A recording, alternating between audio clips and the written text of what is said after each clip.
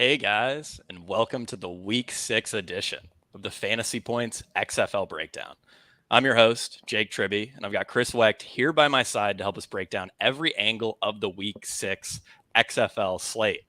And guys, this is a very special week because we have a very special guest, our first guest of the season, actually, Justin Freeman from RunTheSims. Justin is a spring football and DFS legend. He's a Showdown expert, an outstanding DFS player, and the founder of RunTheSims, one of the best sites in the world for DFS tools. Justin, thank you so much for joining us. How are you doing today? And how'd you fare in week 5 DFS? I'm doing good, man. I appreciate any show that has an awesome intro that gets a little bit of the music, get the blood flowing through the veins a little bit. I just want to run through a brick wall right now after hearing the bass drop and everything, man. XFL season's going good. Like I was catching up with Chris just a minute ago offline. Like it's I started off a little rough, honestly. Like I think I was overthinking it a little bit in terms of sort of out leveling myself in terms of how much to the script you should stick, how contrarian should you get. Like this is a league we know nothing about. And so I think I was probably playing a bit too contrarian to start with. And now that I've kind of started to hone in on what I think the good plays are, I've had a lot more success. So yeah, last week took down the 222, which was good. The week before that was second in the big GPP. So we're on a heater a little bit right the second, as much of a heater as you can get at XFL. Like the prices aren't massive or anything, right? But no, like at least it feels like the hard work's paying off. Yeah, absolutely. Glad to have you on when you're in the middle of a heater. Chris, how about you? How'd you fare in week 5? Week 5 was rough for me. It felt like a classic spring football slate where just like three quarterbacks get replaced with their backups. One of them doesn't even take a snap. We've got Morgan Ellison on the listed as active, is basically break glass in case of emergency player. These weeks are going to happen in the XFL, and you just gotta roll with them sometimes. Yeah, I'm with you there. I had a great week 3, week 4, and then week 5 started off awesome. I did really well on the Thursday night Showdown slate, and then just Brett Hundley just killed so many teams for me on the main slate. That was rough. But I don't think people want to hear about these previous weeks. I think they want to hear about these upcoming games. Kicking things off Saturday at 1 p.m. We've got the Seattle Sea Dragons at the Orlando Guardians. Total here is 42.5. Seattle favored by 9.5 points.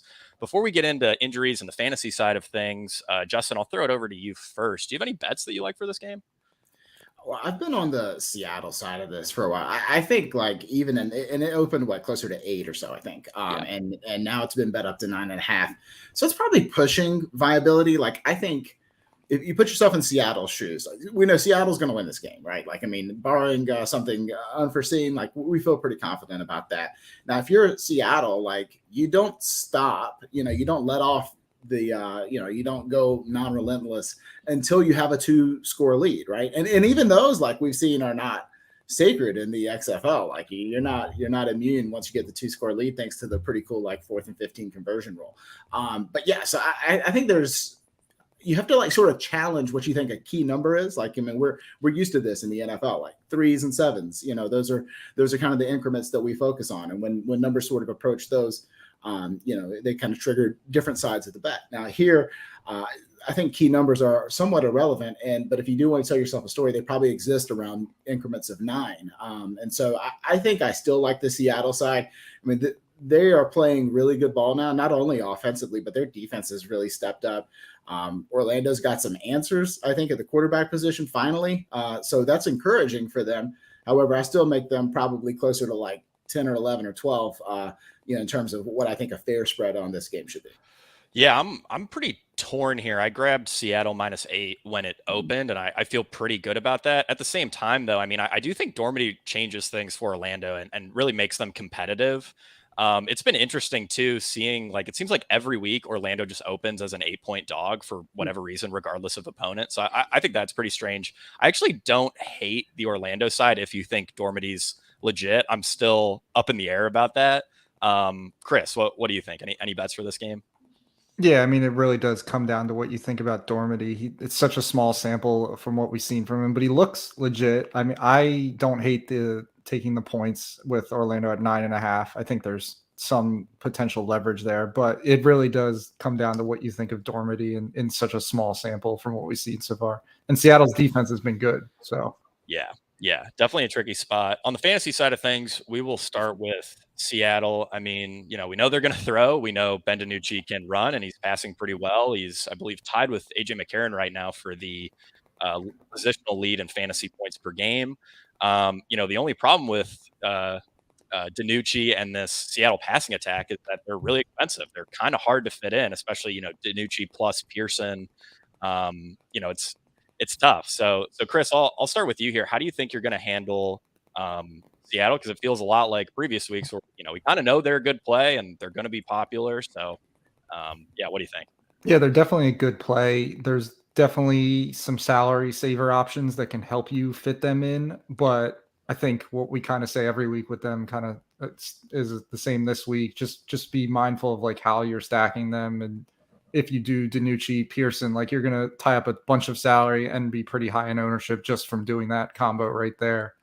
So, and then really with Damian Willis kind of getting into the mix pretty strongly last week, now you've got kind of a logjam at wide receivers 2 through 4 because even Josh Gordon's routes are going down. Blake Jackson's are still pretty strong, so we know he'll be out there. But between Willis, Gordon, VZ, Juwan Green, you're kind of guessing, but all have chances to score, and likely there's going to be guys getting in the end zone that are going to pay off at their salaries. Yeah, for sure. Justin, I'm curious, how are you at all concerned about Josh Gordon? I mean, we've seen his routes decline every single week this season. At the end of last week's game, Ben DiNucci cursed him out and was basically like, we got to get this guy off the field. He didn't, I'm not sure if he ran the wrong route or just gave up on a route too early. But DiNucci was really upset, and it seems like they're kind of phasing out Gordon for the trio of Damian Willis, Jordan Vesey, and Juwan Green. What's your take on Josh Gordon? And do you have a preference between, VC, Green, and Willis? Because they're all pretty similarly priced and project, pretty close. I mean, I think Gordon's a terrible play each and every week. Honestly, he matches none of the things you're looking for in terms of peripheral numbers for projecting a wide receiver, except for the fact he's Josh Gordon. And whenever he feels like going into Superman mode, he can do what he did. What was it, week 3? I think the week he went backpedaling into the end zone for that monster game. So it's you just have to ask yourself, if you're going to play, say, 20 lineups or 5 lineups, do you want to make one of them Josh Gordon? For me, I'm playing 150 usually most weeks, and I'm not mandating any Josh Gordon. And so if I get burnt, I get burnt, and I'm fine with that. His, he still cost a fortune, so I feel like I can make up those points elsewhere if I do get burnt. This is obviously the early game. This is the first game of the slate, so part of the great thing here is, you miss out on Josh Gordon, you still have time. You still have roster spots to go after and attack the rest of your roster and try to climb back. And, maybe you're dead to first if Gordon has a Gordon game, but you can still definitely work your way towards a min cash in that scenario. And I'm fine with just losing on weeks where Josh Gordon goes off, because I think that, like you mentioned, there are some guys really starting to escalate their way up the depth chart. Jordan Vesey, there's a little bit of concern there because his routes have slightly dipped in the last 2 weeks, but you are seeing Damian Willis. To me, he's the star emerging in this offense. That's the guy I want to buy in on the ground floor. I would imagine, in most projection systems, he's going to be popping pretty good. He's points per dollar wise, he grades out really well. He's in the stack of the week that you want to, attack. If you just play offense versus Orlando every week, that's been pretty profitable so far. So sometimes you don't have to overthink it. Take the free square.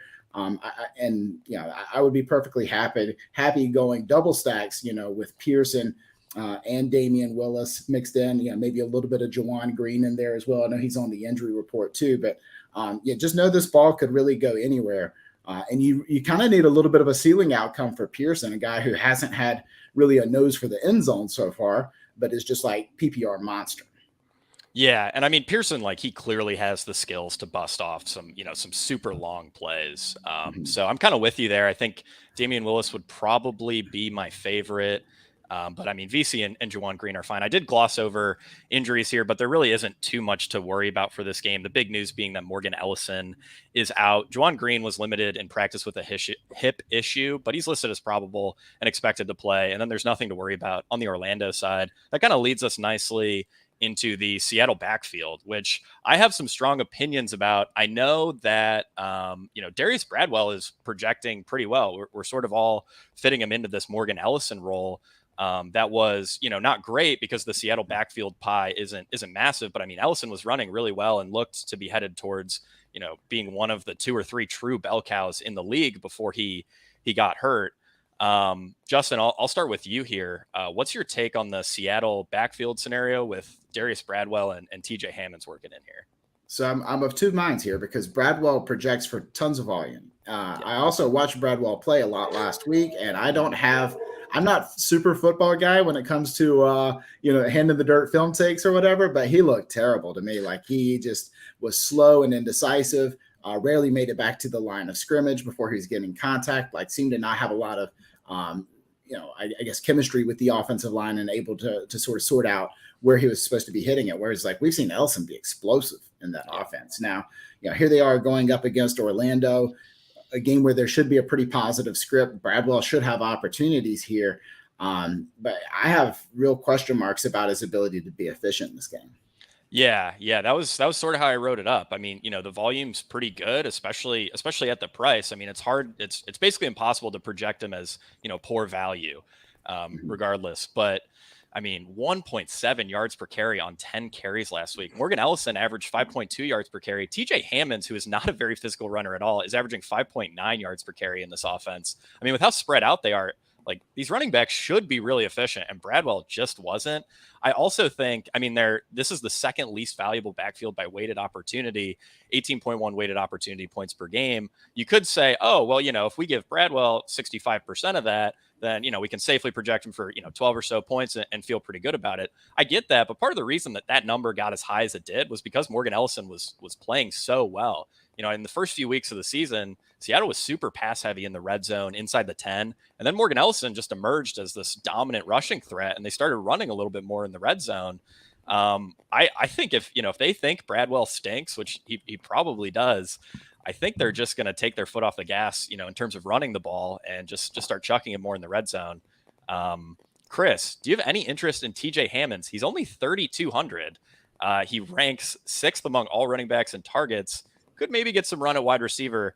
At least to me, he's honestly more interesting for tournaments because I think Bradwell is going to catch some ownership, and I see a really low floor there. Yeah, I'd be fine with playing Hammonds. Just he's so cheap, only 3,200. We did project Seattle with a slightly higher pass rate and TD pass rate than we have in previous weeks because of Ellison being out for all the reasons that you just said. I kind of wish Bradwell was even a little bit cheaper because that's probably going to keep his ownership in check from getting like way high as some of the other running backs. Yeah. And it seems like a good fade spot. Like it would be a perfect opportunity to play Hammonds or just not play a Seattle back and just get passing weapons instead. Yeah, that was kind of how I wrote it up. I think I prefer Hammonds, but I think ideally you just avoid this backfield altogether. Do we have any like strong takes on what Bradwell's ownership is going to be? I was thinking maybe around 10 or 15%, but I'm really not sure. I think you've got some sour taste in the mouth from how that situation played out last week. So I think we could really see a pretty wild fluctuating number. I think it'll be discounted to some extent. Yeah. If anybody watched Bradwell, it's funny. I don't know like how many people who are playing XFL DFS just fire up the optimizer, optimize the projections and never look at it again versus how many people are actually watching the games. I would have a little bit of a lean probably towards the former, but yeah, so in that case, like Bradwell's gonna be in projection sets. There's no doubt about it. Yep, yeah, I'm definitely with you on the watching the games thing. I think a lot of my like best calls this season have come from just rewatching a lot of these games and realizing things that maybe wasn't totally told in the stats. Chris, yeah, do you have a take on Bradwell's ownership before we move on to Orlando? Yeah, I that 20% range feels right to me. Just because of his salary not being so cheap that it's just so easy to fit him in. Yeah, I mean, you'll have Rod Smith is only 1,100 more. I think people will try to get up to him, but Yeah, I mean, if you're pinching pennies at running back, Bradwell's really your only option. It's so thin below 7K. Yeah. All right, moving on to the Orlando side of things. We've got everything's clean from an injury perspective, which is great. And it looks like the team finally found a quarterback. We got Quentin Dormady, who looks really good, at least in a very small sample. He's played about 4 quarters, and he's I wrote it up here. He's scored. Let's see what I had. 28.9 DraftKings points per 4 quarters. Obviously, I don't think that's sustainable, but it is a very good sign considering how incompetent, Paxton Lynch, DeAndre Francois looked back there. So yeah, I really like Dormady. He's only 6K. Obviously, there's a risk here of a benching. Paxton Lynch is listed as the co-starter, but it was announced that Dormady will start the game. He's like co-QB1, I should say.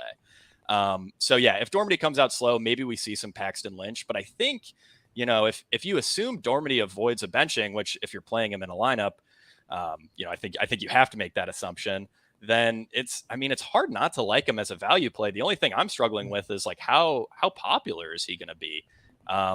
Justin, I'll throw it over to you first. Yeah. What's your take on Quentin Dormady? Is he just like an absolutely awesome value? And yeah, is he going to be super popular, or maybe more of a mid-tier quarterback in terms of ownership? Yeah. So what's interesting here is I feel like my answer might change depending on, if this were NFL DFS and you're playing a large field tournament that actually has 10, 20, 50,000 people in it, like real large field, then I think that you probably need an actually good quarterback, somebody who can score fantasy points. You need a DiNucci, you need a McCarron. However, in this scenario, like in XFL DFS, like we've seen, the winning score is nowhere close to optimal most weeks. So like you can get away with just taking your 14 points from Quentin Dormady or whatever that equals, even if he burns you, taking that $4,000 savings that it would have taken to get up to one of those other guys. And now you're playing a 3-stud wide receiver set instead of a 2-stud wide receiver set. And at its ceiling, that's worth 15 more points, 30 more points, like a ridiculous number more points. As when you're you're able to put an extra Jeff Badette in your lineup instead of another, Travis Toivonen or whatever it is. So yeah, I think it makes sense construction wise to fit him in. Like he does not have a really good optimal rate, which is one of the first things I look at, in our RunTheSims numbers, only optimal 5.3% of the time. And that's because I don't think he has the ceiling that some of these other guys have. However, we just said, we don't need the optimal lineup to win this thing. And he helps you get to guys who actually can make a difference. We've seen quarterback scoring be pretty flat, and you can overcome a mediocre quarterback performance if your, wide receivers really take over from there. Yeah, I'm with you there. The salary savings is just, it's such a weapon, and you might only need, 15, 16, 17 points from Dormady to match. We've seen, a lot of these weeks, what's the high quarterback score? 23, 24, 25 DraftKings points outside of week 3, where pretty much everyone went off. That seems to be pretty close to normal. Chris, how are you playing Quentin Dormady? And importantly, who are you stacking him with? Because we know Cody Latimer and Lance Lenoir are popping as values. How do you feel about those guys? Yeah, the Dormady play feels a lot like the Brent Hundley play in week 3, where we didn't have full confirmation that he was the starter, but and he was around this salary too, if I remember. If you're putting him in a lineup, you're just assuming that he's going to get most, if not all, the game. And in the Hundley case, we got the ceiling outcome. He dropped like 30 DraftKings points. Now, like Justin said, Dormady probably doesn't have a super high chance of hitting that, but there is outcomes where that happens, and not a lot of people are going to play him just because of the benching risk, especially after a week where we saw so many backup QBs play over guys that people thought would be the starter. In terms of the stacking guys, Lance Lenoir definitely feels due. He's running almost all of the routes. Cody Latimer is solid as well, but getting a little expensive and isn't on the field quite as much as Lenoir. Rambo as well is also on the field a lot, but again, expensive and doesn't really seem like that awesome of a target earner. So Lenoir is definitely my preferred stacking partner with Dormady. Yeah, I'm with you. I actually wrote up both Lenore and Latimer as just like, look, they have way better quarterback play. So I think like the chances of a true ceiling outcome. I mean, we saw it from Latimer last week, but if we assume Dormity's legit, then I think Lenore at 3,700 is just way too cheap. I like Rambo if you're concerned about ownership in a lineup because no one's gonna, it's really hard to get there since he's 8K.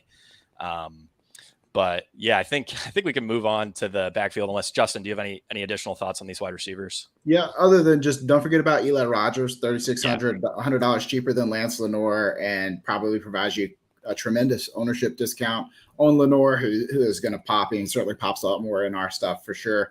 But yeah, just another way to get different. And I don't mind eating chalker. I mean, the great thing, I think you guys have talked about this is the sequential order of the games.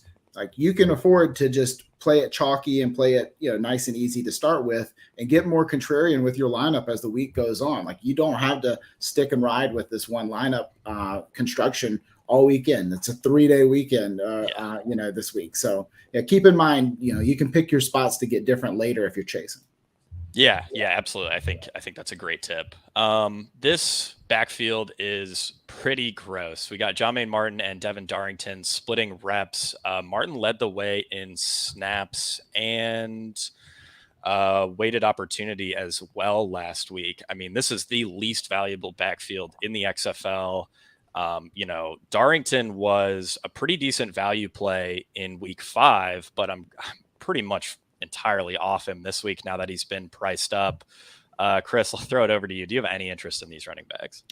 Not really. Yeah, Darrington being priced off, plus did not get. We thought there was a chance he was taking over the backfield last week, and he went back to Martin in Martin's favor. So clearly that was also not the case.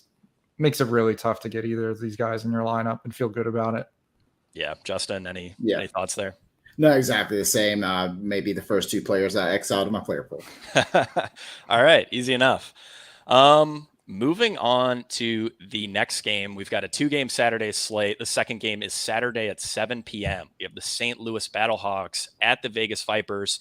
Total here is 44.5. I've seen 45.5. This is the highest total of the season. St. Louis favored by 3 points.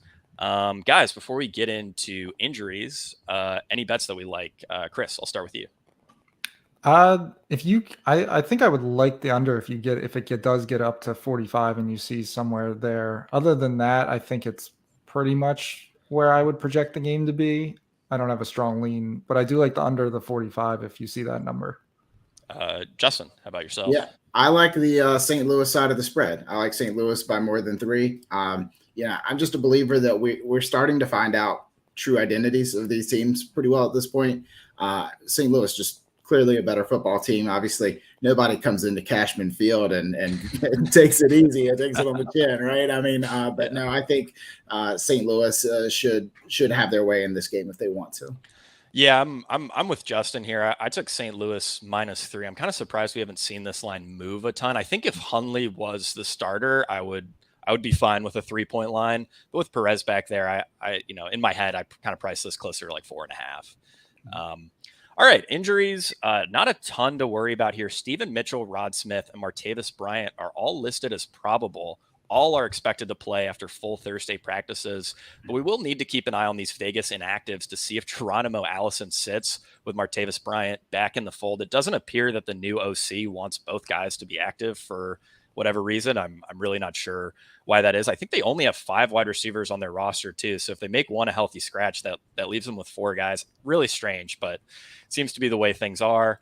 All right, starting on the St. Louis side, it kind of feels like the same old with AJ McCarron. I mean, he's a solid play, and with Marcel Aitman out, it's a lot easier to stack him because the wide receiver target shares are more condensed.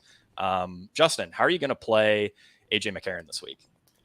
Yeah, I mean, Hakeem Butler's really popping for me this week. Oh, yeah. I mean, after that mega target performance that he had last week, just boosts his targets per route run even more. He was already getting massive targets. And he's just clearly the guy in this offense that's going to just move the entire offense down the field. He's who McCarron looks to in a pinch. He's basically, there is no script in which Hakeem Butler isn't the guy AJ McCarron wants to throw the ball to.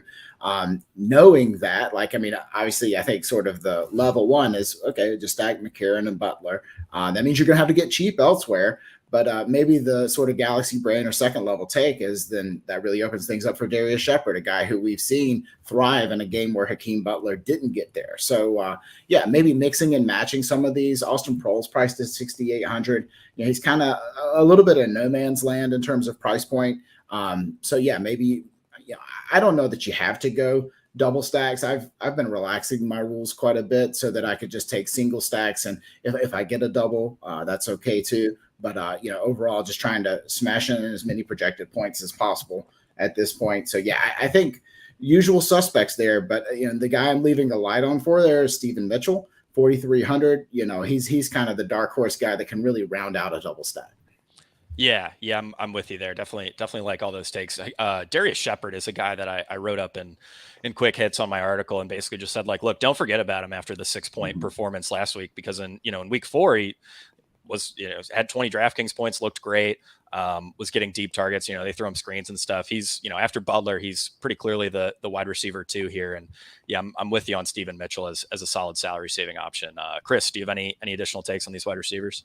Nope, I think you guys nailed it. I think Shepard's an awesome leverage play. Butler's also awesome, but going to be popular.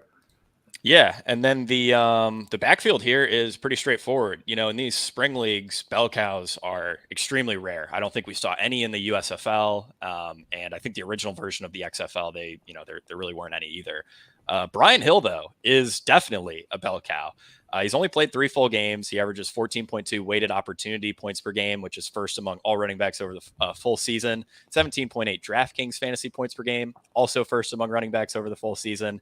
73% snap share in his 3 full games, ties Abram Smith for the positional lead, while his 67% route share leads all running backs. And he's been super efficient among running backs with at least 10 carries. Hill ranks first in yards per carry, first in PFF rushing grade, second in yards after contact per attempt, and fourth in missed tackles forced. He's really good. He's playing a lot. Chris, I'll throw it over to you. I think people, when they're paying up for running back, they're going to have to decide between Brian Hill and Abram Smith. I think we pretty clearly give the edge to Brian Hill this week. How high do you think his ownership is going to get? Because I think everyone knows that he's a bell cow. He's the guy. Is he going to push 40%? Because I kind of lean yes. Yeah, I think so too, especially being what's $500 more than Abram Smith. So it's going to cheaper, 500, right? Cheaper than Abram Smith. That's going to let people do a little bit more with their other roster spots, and plus whatever happens with Raquel Armstead matters a lot for Abram Smith as well. But so in scenarios where Raquel is active, that definitely makes Hill like the clear and favorite probably best projected running back on the slate, and he's cheaper than Abram Smith. I think he's also cheaper than Borghi as well, right? Yep. Yeah, he is. So he's gonna be popular. There's no doubt about that. Yeah, Justin, how are you gonna handle this? I mean, are you just gonna kind of like ride with the field and maybe play 35-45% Brian Hill, or are you gonna try to get way overweight given that his his workload is just so awesome? I probably will be overweight. I mean, he just makes so much sense. And, I think some of the best builds that you can build are going to be one running back builds. And so that just leads you to the best plays even more. Obviously you talk about what your other options are on that price point. You got Abram Smith, you got Brian Hill, you got Borghi right there. Borghi is he's not going to project super well. There is a ceiling there. It's just tough to bake it all in, given how many other mouths are in that backfield and what else is going on, which we'll hop into during that last game. But you just go team by team. Davion Smith, not excited about him. Kalen Ballage injured and not excited about him. Rod Smith, maybe he might be the first guy that at least makes me think, all right, I definitely want some exposure there.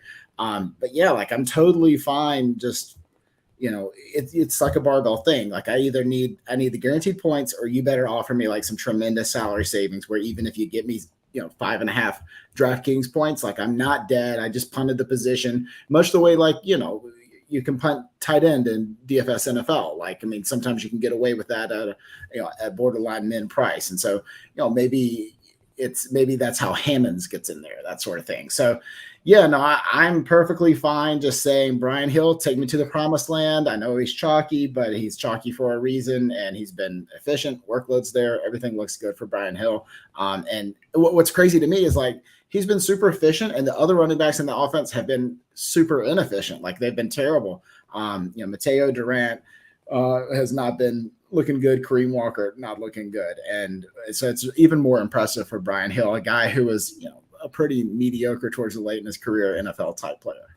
Yeah, I'm with you there. I think because the salary saving options are so thin, I'll probably end up being overweight on a guy like Hill. It's just really hard not to love him as a play.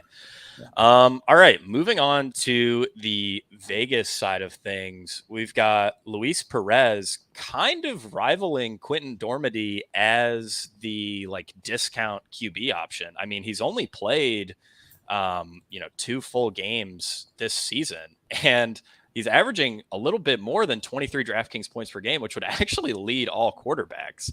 I'm not sold on Perez as a talent. I've seen this guy play a lot of spring football, and I don't think he's that good. I mean, he's just like an okay spring football quarterback. I'd put him in the same camp as like Jordan Ta'amu.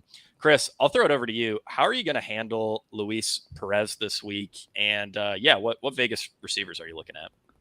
Yeah, I'm curious what you guys think the percent chance that we see Hundley in this game at all. I mean, are they locked in with Perez at this point?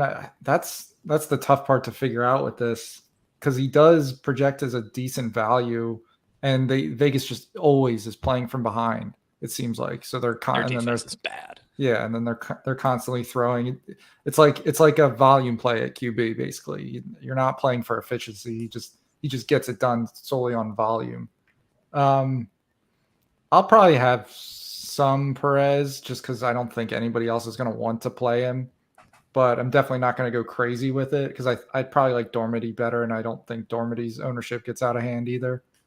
And the receiver-wise, Badet, we all know, is an awesome play in all lineups, whether he's stacking or not. And then it gets pretty tricky. Like you said earlier, we got to see what happens with Allison and Martavis Bryant. We thought Matthew Sexton was going to be an awesome play last week and just totally didn't happen at all. Yeah. And so the other guys are, you can toss them in if you're playing, over 20 lineups, but if you're playing a few lineups, don't really recommend forcing them in there. Yeah, I think if we assume one of Allison or Bryant sits, I mean, Sinke Sweeting pops as a pretty decent value play, and he's actually looked pretty good. I mean, just from the eye test, I actually think he's a decently talented player, and they seem to want to get him more involved. As the weeks have gone on, I think the new OC likes him. Justin, what's your take on Luis Perez ownership and any of these wide receivers you really like? Yeah, I mean, I think we go with the assumption Perez starts. That's sort of item number one. And then I think he's the favorite to play this entire game. I think if he were to have a multi-turnover type session, you definitely see Hundley, I think, come in at that point. But something weird's going on with Hundley. Like his I hate to read the tea leaves too much, but like his demeanor on the sidelines is like very aloof and out of it. And I just wonder whether he's been benched and is not super fond of that or what's going on. I mean, obviously there was the weird usage thing that happened prior where he had been removed early in the game. What was that, week 4? And so ever since then, there's been something that's not quite right in that situation. So definitely proceed with caution. But I think, obviously, if you're playing Luis Perez in your lineup, you're banking on him having a good game. And so long as he stays on a good trajectory, he's got a chance to be in an optimal lineup for sure. And I love the fact that his target tree is super concentrated. You'll have a lot of information once inactives come out as to where those could potentially end up. I'm a big Sinke Sweeting fan. I think he looks great. I mean, I don't know how he's not earning more routes at this point, but maybe he is the reason that, one of Bryant or Allison has been inactive for the past couple of weeks. Would love to see him take the next step, get some more routes, be a full-time player. He's not quite there yet. And it makes it really tough to project him heading into the week. Somebody is likely to be inactive. We're not guaranteed for sure, but in that case, you just have to be nimble throughout the course of the week to put the right guy in there.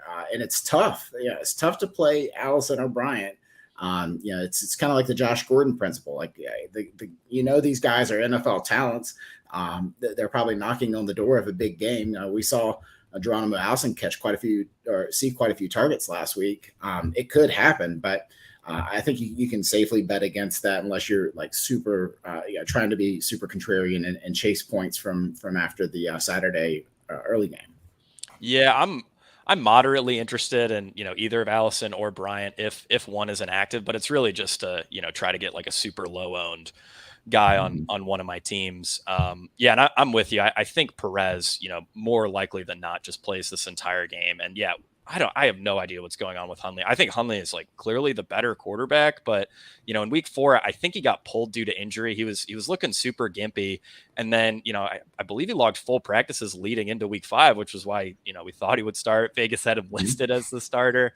And then, he doesn't play a snap. And, this week, not even on the injury report. So he's fully healthy. And I think we're all just assuming Perez at this point. I mean, the guy's the highest paid player in the XFL and he's not getting on the field. It's just so weird. But yeah, I think we're banking on Luis Perez. The backfield, though, since the offensive coordinator change happened, has certainly gotten a little more concentrated and at least a little more juicy for fantasy purposes. Chris, I'll start with you here. Rod Smith actually projecting decently well and is only 6,600. Do you have any interest?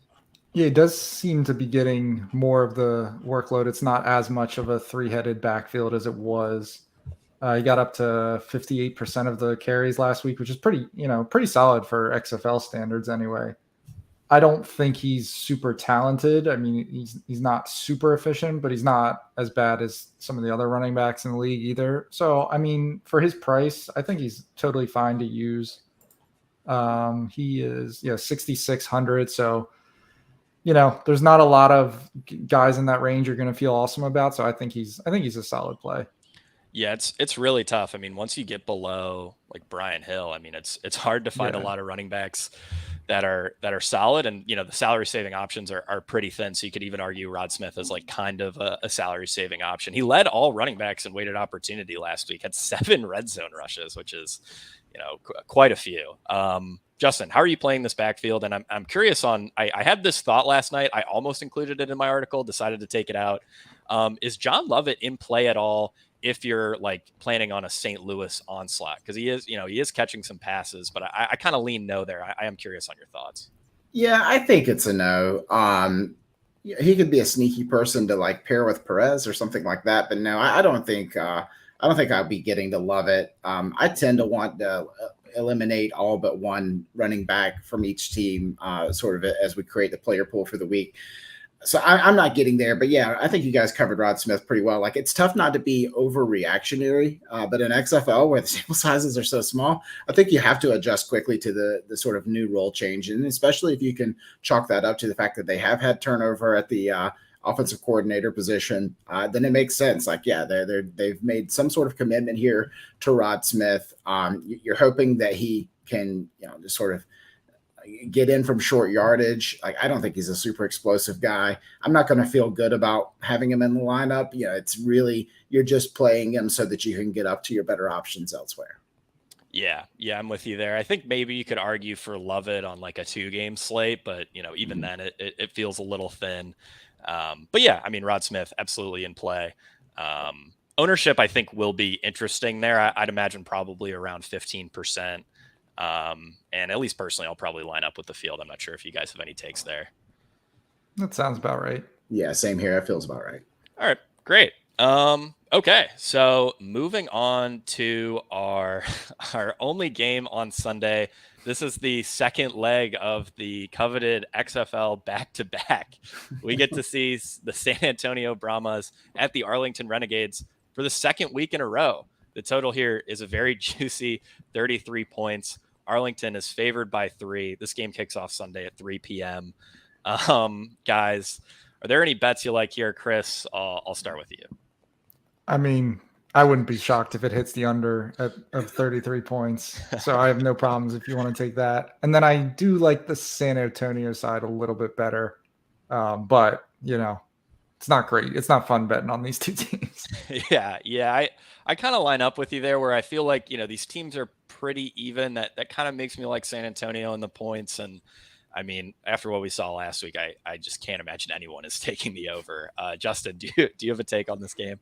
Yeah, for me, it'd be San Antonio money line. Just take the extra, juice that you can get on that side of the equation. I think this is a coin flip game. I think it was a coin flip game last week. I don't think home field is going to swing it a ton. Like as much as like the San Antonio faithful were like jacked up for week one, I think the air is out of that balloon a little bit. So, it can go either way. I'm interested to see if San Antonio makes any kind of like systematic changes. They've got some injuries and some roster turnover things going on there that are some interesting angles. Yeah, we have a lot to get through with injuries for this game. Reed Sinnett, who looked pretty good last week and I thought was playing his way into becoming their starting quarterback, unfortunately broke his foot. He's probably done for the season. The team signed Kirk Benkert, who spent some time with the Packers, to be their quarterback 3 for now. I believe Benkert also spent time with the 49ers. He could be interesting. I think there's a decent argument to be made that he may be better than Jack Cohn, but he's the quarterback 3 for now. Jawan Pass is expected to be the quarterback 2 for week 6. I wouldn't anticipate we see much of Jawan Pass. I mean, maybe they get him in for a drive or two, but we're probably looking at Jack Cohn for almost all this game. San Antonio cut Jalen Tolliver and Derice Roberson, which was pretty surprising. Tolliver was re-signed though. And then we have Travis Johnson, who did not participate in Thursday's practice with a back injury. He looks pretty questionable. Travis Tovanin did not participate in Thursday's practice with a head injury. He also looks questionable. Kalen Ballage limited on Thursday's practice with an Achilles injury. Certainly concerning and definitely something to monitor there. I wouldn't be shocked if Ballage actually sat out of this game, which would obviously open things up for Jaquez Patrick, quite a bit. And I believe this is the RB3, John Hilleman. He could get some additional run there too. On the Arlington side, they put Kenneth Farrow on injured reserve. Letty Brown and Brian Harrion are listed as the backups to Davion Smith. I would expect pretty close to a bell cow workload for Davion Smith. We'll see how things shake out, but Davion Smith is definitely going to dominate the backfield for now. I think we can get through this game pretty quick, guys. Chris, I'll start with you on the San Antonio side. How are you going to handle this passing attack? I can't imagine we're looking at Jack Cohn very much for the 4-game slate, but maybe, I think we could, especially with the injuries, we could see some values emerge at wide receiver. Do you have any interest here? Yeah, I think TJ Vasher of the wide receivers is a decent value play. He's super cheap. He's actually been on the team for the whole season. He's going to run most of the routes. Other than him, I mean, you can take your shots with like a Fred Brown. The Tolliver situation is so bizarre, but he's probably too expensive. Akers is way too expensive. So it's pretty much Vasher or nothing else for me from the passing attack. Yeah, another note I should add, the team also activated, who is it? Yeah, Calvin Turner Jr. From the reserve list. Hines Ward spoke about him as if he's very excited to get this, versatile receiving weapon on the team. He's listed as a running back though, and is 5,500. I mean, I don't think you can get there this week. I'm kind of with you, Chris. I mean, Vasher is really the only guy I'm interested in. No one's going to play him. I mean, I think he's kind of interesting if you need like a 1% owned guy, because 300 more and you get to Lance Lenore, 700 more and you get to Justin Smith. Like no one's going to make it there. Justin, how are you handling these wide receivers? I mean, it's just such a disaster. I love the fact that our bar for qualifying an athlete for the first 2 games was earns targets, got a productive role, looks efficient, and now it's like guy's been on the team all season. Like that's the minimum bar for being in the conversation for San Antonio, and I think that speaks volumes. So yeah, like this is clearly a situation where you're only going here to fill out the last spot on your roster based on how many dollars you have left. And so that's how a Fred Brown or an Alize Mack or a TJ Vasher ends up in your lineup. Sal Cannella is still overpriced at 7,600. Like, gosh, you feel like he's kind of close. Like he gets some targets.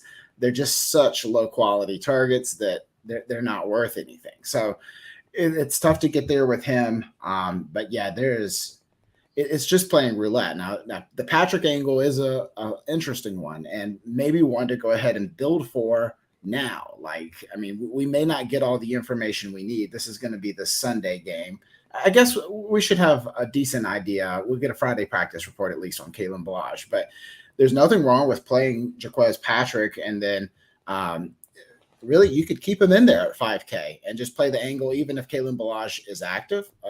Well, he's active, but he's, like Morgan Ellison, break glass in case of emergency. These rosters are thin. It's not like they have 100 other guys to go to. So I don't mind sprinkling him into lineups. It's tough to get there with Davion Smith, a guy who gets volume, but gosh, is that a super inefficient role? 7,800. It's tough to justify getting there when you could play Brian Hill or Abram Smith for not too much more than that.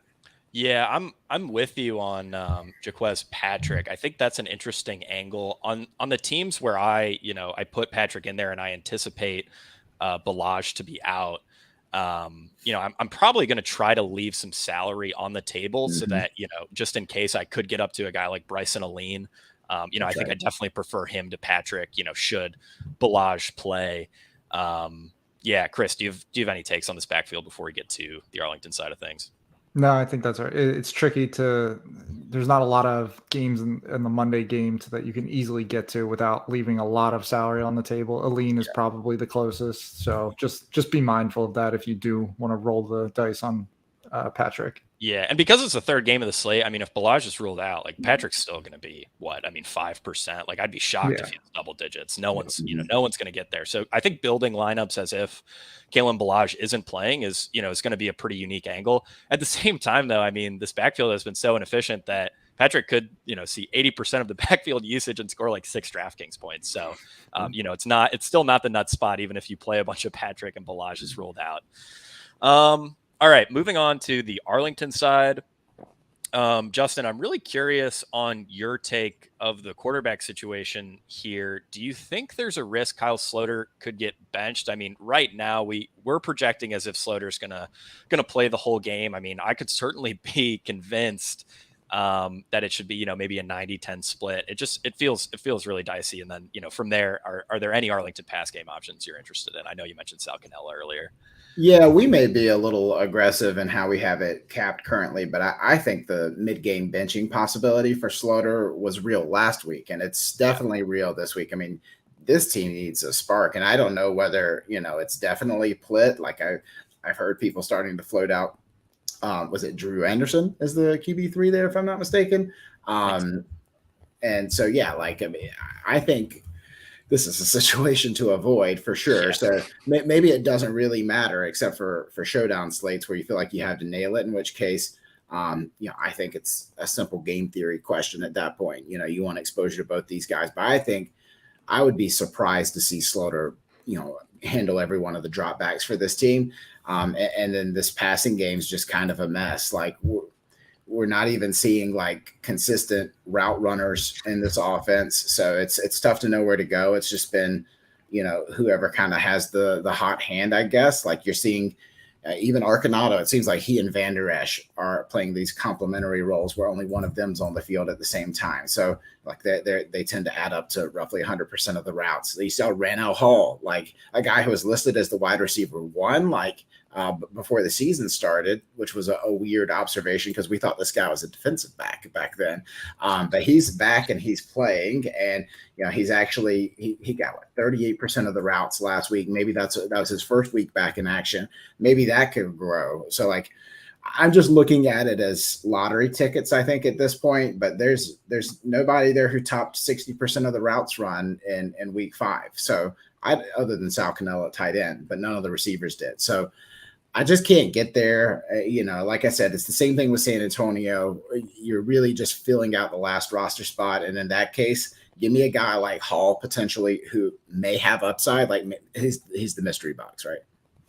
Yeah, I'm with you there. I like the Hall take. I actually thought about writing a quick hit splurb on him just because I thought in watching the film, he looked pretty explosive. So he might be, they're the only guy on this offense that can actually give them a spark. I said last week, it feels like they're just hitting randomize on these route shares. Absolutely. Oh my gosh. Yeah. Chris, do you have any takes on these wide receivers, or is this just an avoid spot? No, I think you guys covered it. You're not really getting to these guys unless you're playing a ton of lineups. Yeah. with you there. Backfield should be pretty straightforward. Like I said, I mean, with Kenneth Farrow on IR, like Davion Smith, I mean, it's tricky to know exactly how much, but I think it's safe to say he's going to play at least 65% of the snaps. He could push for 85%. Chris, I'll throw it over to you. Do you like Davion Smith? I mean, it's tough. He's expensive. Bad. He's 7,800. He doesn't project very well. He doesn't look good. Yeah. Do you think you're going to be able to get there? He's just not good. He's just so inefficient. He's like, it's a touchdown or bust play in the lowest over under total of the slate. and the guy that can't average more than like 2.5 yards per carry. So does not feel good.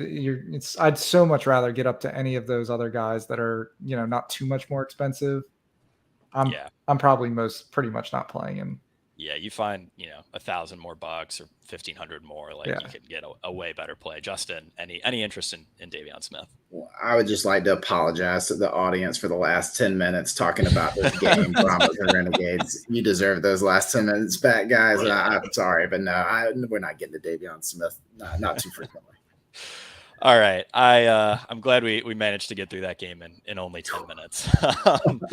All right. We have a Monday Night Football game on this slate. This was super exciting. I actually didn't realize it was a Monday Night Football game until I did the show sheet last night.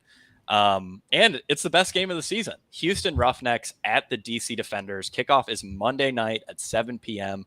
Total here is 42. DC is favored by 2.5. Justin, I'll start with you. Are there any bets you like on this game? I like Houston money line here. I think once again, you're talking about a coin flip type game. Houston got punched in the mouth last week. How do they respond? Obviously, they lost their best player, which is certainly worth a few points, I think, given how he's played. But we stand for AJ Smith, right? The guy's brilliant. I think he gives Greg Williams fits on the Defenders defense, and we haven't seen I don't feel like we haven't seen Tamu and that offense have to really deal with major adversity to come back and win a game. So I think there's a lot of paths towards the Houston win. So in fact, you can get plus money on that side is intriguing to me.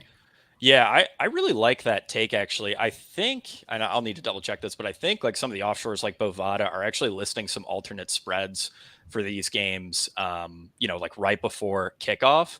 And I sort of I've kind of viewed DC this season as the Baltimore Ravens, where, they're really great when the game's close or they're playing from ahead. But as soon as they get down, things can get pretty dicey. They just can't throw the ball.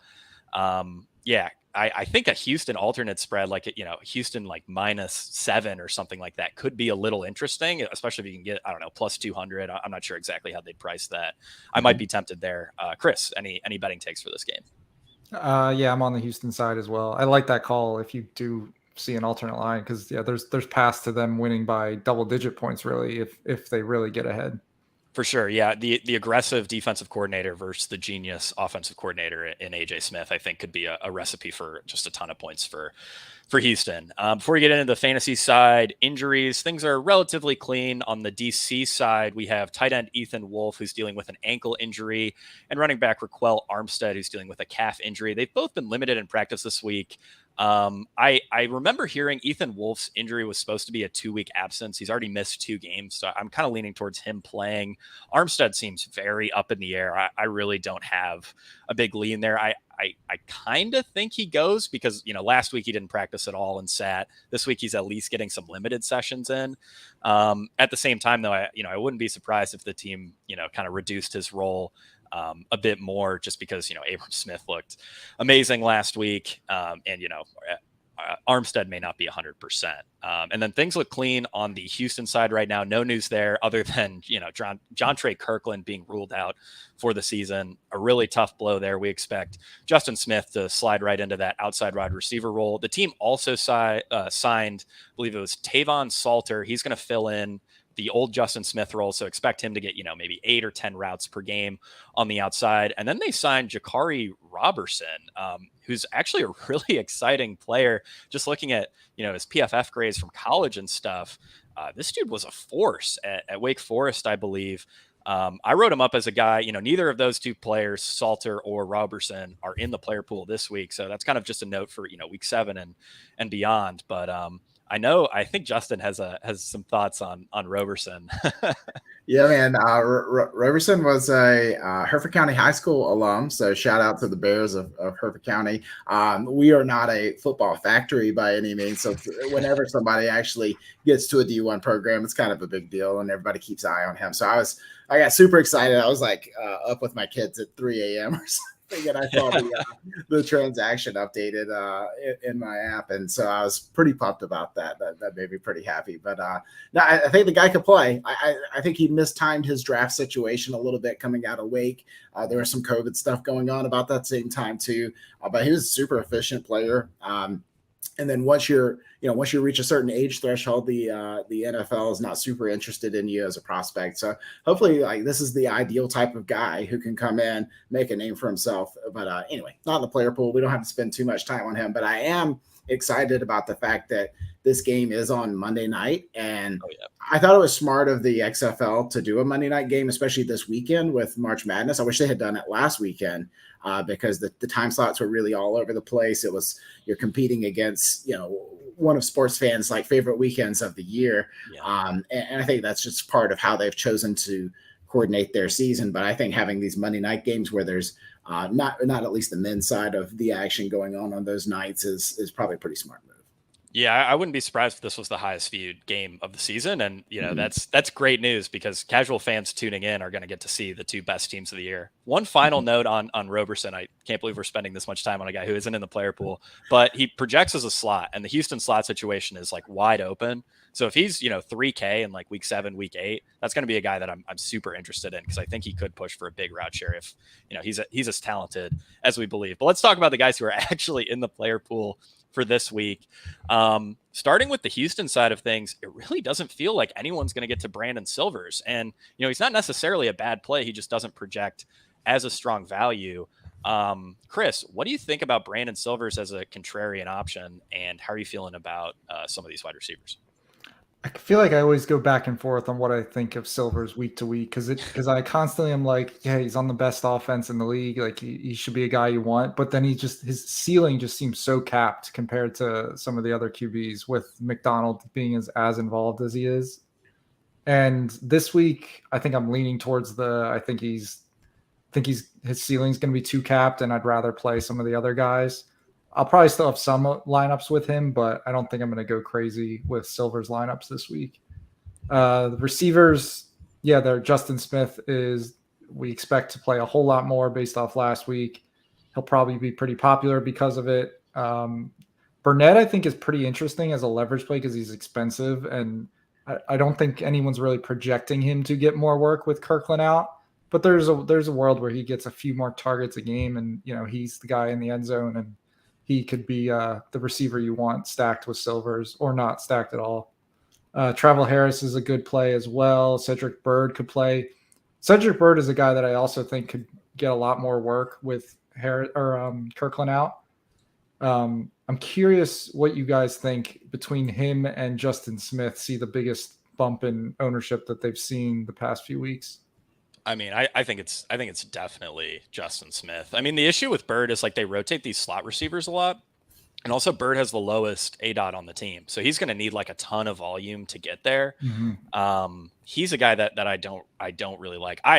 I legit like love Justin Smith. I would, if it weren't for Lance Lenoir and Orlando kind of figuring out their quarterback stuff, I would honestly consider locking Justin Smith in. Jontre Kirkland's role was worth about 6.5 targets and 19 DraftKings points per game. Even if you think, Justin Smith is 80% of the player that Kirkland is, I mean, that's still like super juicy. The other thing with Smith is like, they love throwing him these deep balls. I'm pretty confident he's the fastest player on the team, or at least the fastest receiver on the team. That dude's got some wheels. So I don't think the skill drop off from Kirkland to Justin Smith is as big as people think. I mean, the coaches love Justin Smith. Like AJ Smith has talked about Justin Smith quite a bit. Like in multiple interviews, he's been like, I love Justin Smith. I think he's super talented. Justin, I'm really curious on your thoughts here on these, Brandon Silvers is a contrarian play and also these wide receivers. How are you looking at this? Yeah, I mean, sometimes it doesn't have to be any more difficult than you want to make it. And Justin Smith literally played every snap that Jontre Kirkland did not play last week. And so that's that's as solid of an indicator for usage and sort of how they view positional depth charts within their wide receiver room. You know, Jontre Kirkland plays a different position than Deontay Burnett plays. They're both wide receivers.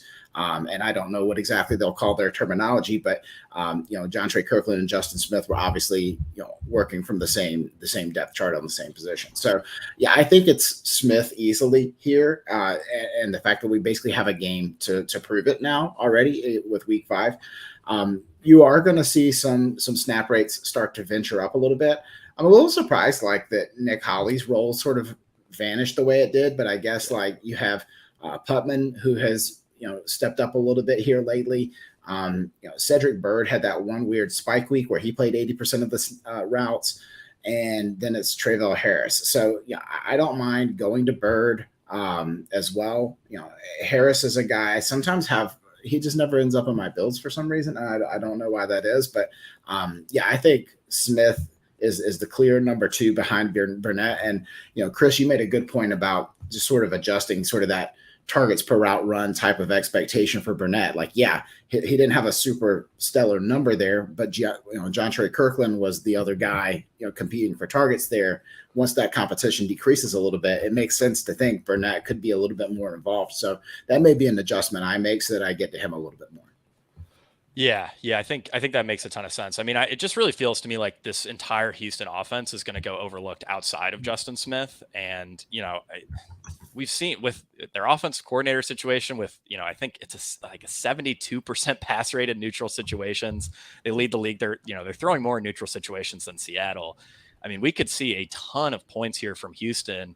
And, Silvers is going to be 5% owned. I'm definitely going to want some, Silvers, Burnett, Justin Smith stacks, in the $15, for example, really like that. And yeah, I can't exaggerate how much I just love Justin Smith as a player. I actually think he's probably one of the best plays of the season. Okay. The running back situation, it seems to be, they had 3 guys active last week, but it's really just a 2-horse race here in Houston. We've got Max Borghi, who's, handling most of the carries and is, getting about 4 or 5 targets out of the backfield every week. And, is obviously the favorite for red zone work, given that the other running back, Bryson Aline, only weighs 165 pounds, but man, he looks really explosive and he's seeing pretty solid receiving work too. The problem though is, Aline's 5,800. It really makes him tough to fit in. He's just not projecting as a solid value. And, the same can be said for Borghi. He's just too expensive. It feels like people, it's much easier to click on Brian Hill and Abram Smith. Kind of feels like, kind of similar to Brandon Silvers, Borghi's going to be 5%. I'd be pretty shocked if he was, double digits. Justin, I'll throw it over to you. How are you going to handle this Houston running back situation? Because it feels like there could be some good potential leverage there. It's just tough given the way projections are sitting. It is tough. I think I'm going to have a hard time getting to Borghi. Just that salary with essentially a comfier option and Brian Hill and Abram Smith right there in the same neck of the woods. Yeah. It's just tough. It's going to be tough for me to get there, even if there is an ownership discount. And then you're not going to know about the status of Elaine or Lee until game time. So if you did want to play the sort of number 2 there, I'm maybe not quite as sold that Lee is fully buried on the depth chart. I guess maybe I'm leaving a little bit of a light on for him. But this is a situation I'm approaching sequentially, throughout the course of the week. I'm probably not starting with any of those guys in my lineup. Yeah, I think that makes sense. Chris, how are you feeling about this backfield? Do you think you're going to be able to get to these guys? Yeah, Borghi it's pretty much. I'm going to have to really need the leverage in my lineup for me to want to put Borghi in there. If I'm already getting different enough other places, I'm not going to feel the need to force Borghi into lineups. But he's got a ceiling that he could have the highest ceiling on the slate. It's just he's never going to project well for a medium outcome. So not much, if any, just depends on how the rest of my lineups ending up get built ownership wise. Yeah. I think that makes a lot of sense. Justin, I kind of lean towards Dejoun Lee being buried after the 3% snap share we saw last week. But at the same time, I would not be surprised if he was more involved. So, he could just be a healthy scratch.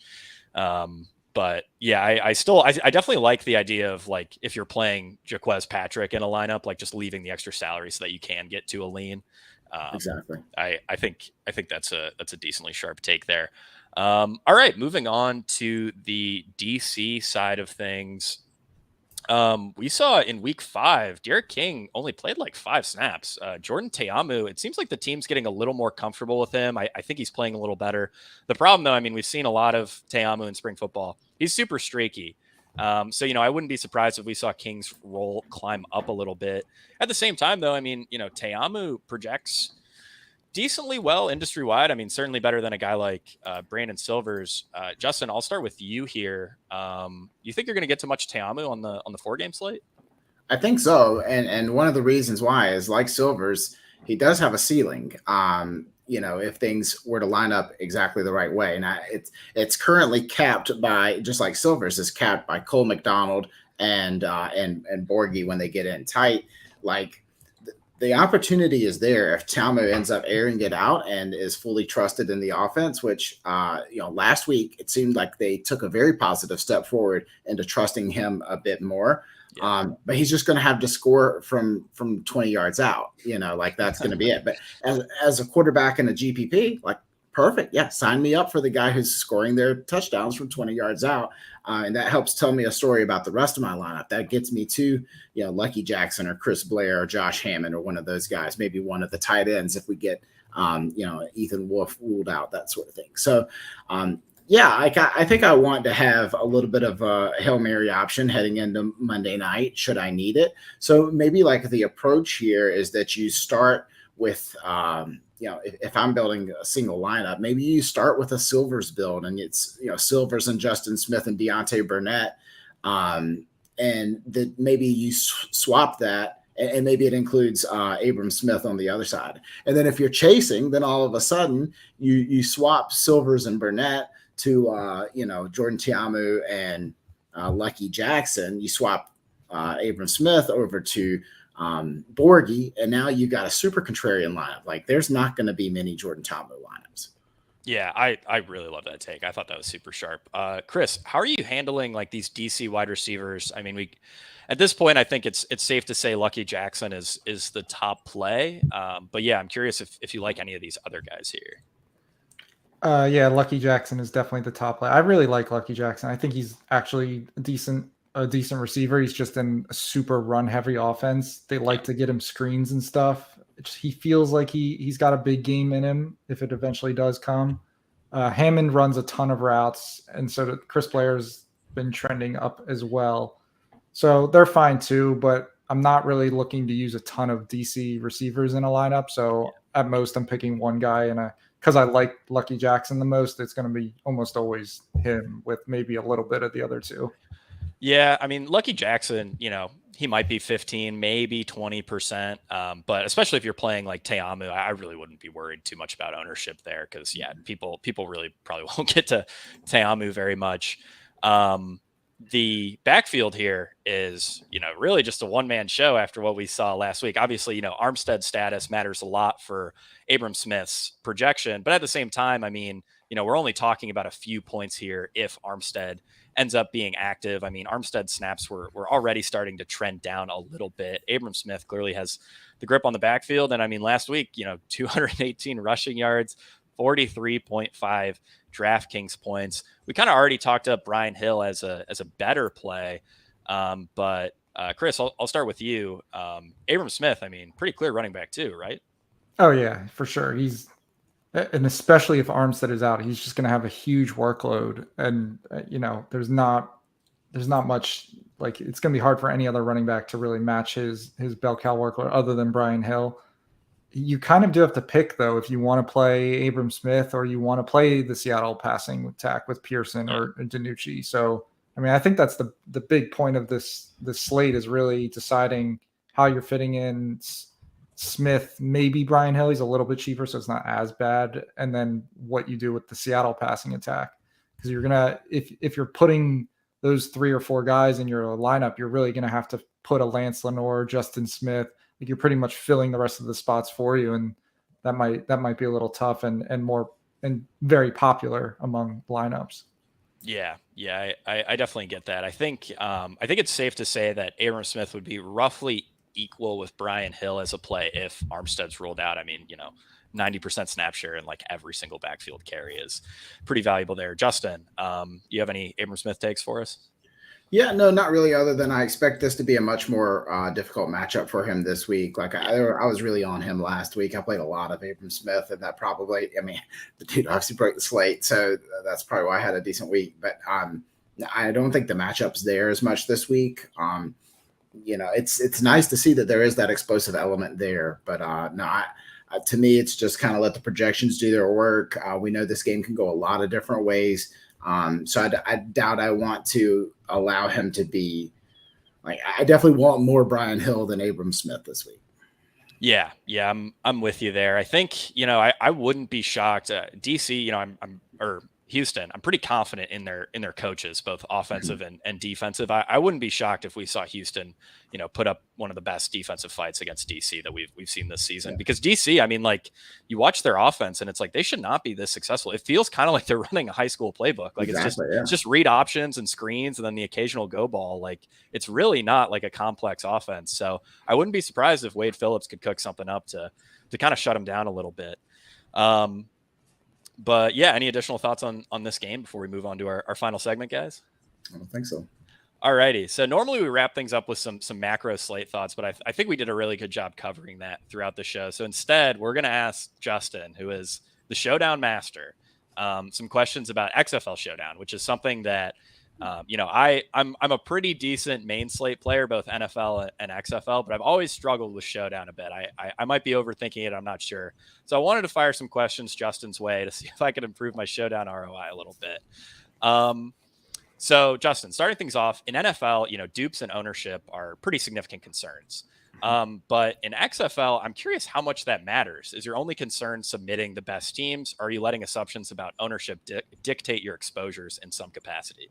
Yeah, no, I still think dupes are a pretty significant issue, especially if you're a person who's interested in calculating a positive EV long term. Now, obviously, if you just wanted to put, your $12 into the Showdown contest of choice and have a fun sweat, like by all means, go ahead and put a negative EV lineup in that has some win equity and some sweat equity along the way. Like it's not as much fun pulling for the number 3 receiver to be the guy who breaks the slate. But I mean, that's one of the recipe or secrets, to that type of success long term. Now, so for XFL DFS, like the first thing you got to think about is prize pool contest size. Like this isn't the Millie Maker type of DraftKings Showdown for NFL. Like it's not. There's not as many people. The prizes aren't as big. You should be like aiming for doubles and triples and not home runs and grand slams. It's like, so that to me is kind of the first thing. And quite often what will happen is, much like I sort of was mentioning about optimals not always being anywhere close to winning lineups, for classic slates, the same is true for XFL Showdown. Like you don't need the absolute nuts a lot of times to take down first place. And to be profitable long term, you got to be okay losing on the nights where you do have to have all those things happen. So that's a tough thing for people, myself included, to come to grips with. Is like some nights, if I play proper strategy, I lose, and that's okay. Like because we're not playing a one slate sample, we're playing hundreds or thousands of slates, right? So that's kind of like zoom out. That would be sort of recommendation number 1. And so once we come to the understanding that you don't need the nuts, a lot of XFL DFS is about avoiding landmines as much as it is finding the right players. And so I can't tell you how many times I've had like a really good XFL lineup, but it has like one guy's glaring 0 just standing out. It's like, oh gosh, dude, give me like 2 catches for 12 yards and we're shipping this thing. But no, of course that doesn't work that way. So one way to get quick and easy points is defenses. Like defenses are should be really staples in your XFL Showdown lineups. Going double D there's really nothing wrong with that. And then if you go double D in the flex and you're mixing around different quarterback and receiver combinations, a lot of times you can pretty easily fade a lot of the running backs, even though there's some guaranteed volume there. Like that's another thing to remember is just sort of scoring. if you have a receiver get 5 catches for 50 yards, that's better than a running back who has 85 yards on the ground and no touchdown, right? So, just understanding that. And then lastly, I'd say is the captain spot and understanding how to deploy that safely. I think really what you want to do is in every lineup, either be dedicated towards leaving some amount of salary on the table or going a little bit off the board with your captain spot. Those would be the two probably easiest, like simple rules that you could implement to assure that you're playing, positive EV type lineups. And so there's room for improvement from myself for sure to follow some of those instructions. It can be really enticing to simply play like some of the most highest projected and highest frequented lineups in our simulations and stuff. But overall, like I'm trying to do a better job of filtering towards lineups that don't get me to a player with a 0 as much as I can help it. Would you say that the field is just underutilizing defenses in general? Because I've been pretty surprised at how low some of these defense ownerships have been in some of these showdown slates.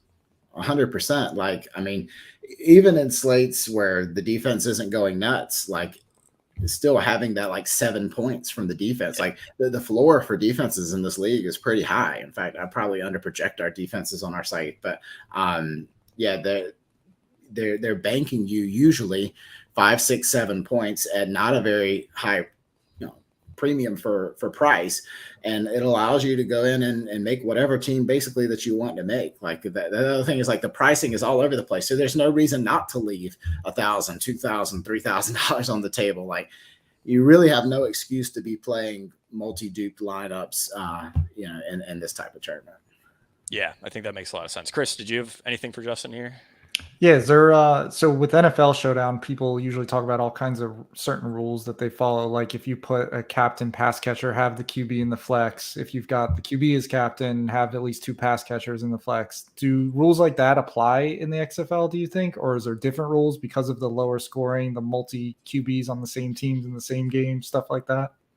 The platooning situations are a nightmare, man. Like we talk about, like if you want to build a lineup for this Houston DC game that we just got done talking about, I don't have good advice because I've been getting burned by De'Aaron King every week. It seems like a guy who it's tough to tell yourself the story like De'Aaron King and Jordan Tiamu can both be successful in the same game. Like usually they're super inversely correlated. XFL, it tends to be able to work out. It's probably a signal for a favorable game script if they both kind of get there. But so those platoon situations really can be pretty tough. But we've seen that be successful, especially for DC. Now, if you take a team that doesn't have a rushing element, take like San Antonio, for example, if you think there might be a 2-quarterback situation there, or Arlington, where there might be a 2-quarterback situation there, like I'm not as keen to play 2 guys there. Just play 1 guy max, and you maybe not even need that guy. So that's definitely a good point. Now, I would tend towards following those pretty simple rules. Like, if wide receiver and the captain, definitely go ahead and match them up with the quarterback. There's really no reason not to, especially given sort of like the lack of leveling that's required in XFL DFS. Like in NFL, there's this whole meta about like you want to make the best bad lineup that you can, or the worst good lineup that you can, whatever, wherever you sit on that. And this, like, I think you just want to like omit the 30 or so most popular combinations and just play the best among those. Yeah, I think that makes a ton of sense. My next question was going to be about those dicey quarterback situations, but I think you covered that pretty well. Chris, did you have anything else for Justin before we wrap things up? No, I'm good. Awesome. Justin, where can people find your stuff? Well, hey, can I do one quick news break here? Because, go we for just it. got some information that Travis Toivonen and Kalen Balazs are out this week for San Antonio. So we can go ahead and start tossing Jaquez Patrick into those lineups, boys. Victor Bolden, we didn't talk about him, but he's questionable for Arlington. He'll be making his debut this week. Yeah, I wouldn't anticipate a huge role for Bolden off the rip, but I do think he's immediately their best receiver. So I'm kind of excited about him, for like week 7 and beyond. Patrick is going to project as a really strong play, but just remember, guys, that the floor is pretty low there. He could definitely still fail. I mean, Hilliman could vulture his touchdowns too. Yeah. So Chris, do you have any takes on our breaking news? No, it's still the lowest over under in the slate by a mile. Just remember that. Yeah. I think that's a good take. All right, Justin, where can people find your stuff? Yeah, I'm on Twitter at Justin Freeman 18. You can find all of my work at RunTheSims.com. Obviously, we specialize in football, starting to venture out into some other sports. So if you're into Formula One or maybe MMA coming soon for our site. So yeah, please be sure to come check us out. The water's warm. Really appreciate what you guys are doing at Fantasy Points. You got a stellar reputation. I've got a couple buddies who are subscribers to the site and speak super highly of the work that you guys are putting out. When you kind of get into the business side, you don't get as much exposure to everywhere else as you'd like, and sometimes you can kind of not see everything that's out there. So super kudos to you guys and appreciate you having me on, man. Yeah. I mean, thank you so much for coming on. It was definitely our best show of the season, and we'd absolutely love to have you back. Final question before we sign off here: better snack, peanut butter or beef jerky? This has been a hotly debated topic on our show previously. Well, let's put it into the debate, shall we? This is peanut butter all the way. Wow. I had been years without having beef jerky until about like 2 weeks ago. My wife and I stopped at a gas station. She wanted it. Like, she was the beef jerky gal for some reason. She wanted it. I had some and just like immediately regretted the entire decision. I don't really see what the appeal is. Maybe somebody can explain that to me, but peanut butter, I mean, savory, you got varieties, you've got smooth, you've got crunchy, goes great with peanut butter and jelly, goes great with milk, put it on a cracker. Like, if it's versatile, is it a liquid? Is it a solid? Who knows? Like, it's everything. It's like the Swiss Army knife is the Christian McCaffrey of snacks. Well, I will just argue that the appeal of beef jerky is that it's the only meat you can really eat on the go. And I still maintain that the ultimate football guy snack when you're grinding film at like 1 a.m. is coffee and beef jerky. But alrighty, guys, this was an awesome show. Justin, thank you so much. For Chris, for myself, for Justin, for producer Sean behind the glass, thank you so much for tuning into the Week 6 edition of the Fantasy Points XFL breakdown. And I hope to see all you guys at the top of the leaderboards.